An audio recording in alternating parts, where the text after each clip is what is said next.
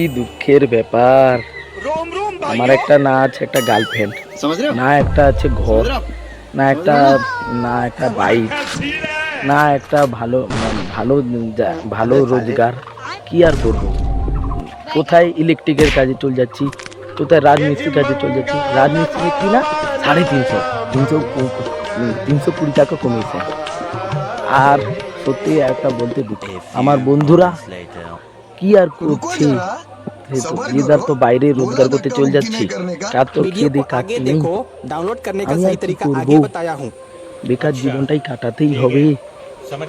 আর কি বলবো, কিছুই বুঝতে পারছি না। সত্যি কথা একটা বলতে, আমার একটা কোনো ভালো গার্লফ্রেন্ডও ছিল, সেটা ব্রেকআপ হয়ে গেল। অনেকজন তো ভালোবাসা করে করছে, কে কে জড়িয়ে ধরে করছে, কে আই লাভ ইউ বলে। সমাজের কি মান সম্মান যাবে বলতে পারবো না। অনেকজন তো জানে যে মান সম্মান সমাজে রাধাকৃষ্ণর প্রেম জড়ি নীলার মতো অনেকজনের ভালোবাসা আছে, কিন্তু আমাদের তো ভালোবাসা জুটছে না, আমাদের তো গার্লফ্রেন্ড তো জুটছে না।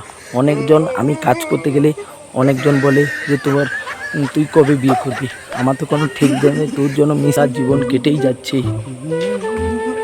কি আর করব, কিছুই বুঝতে পারছি না।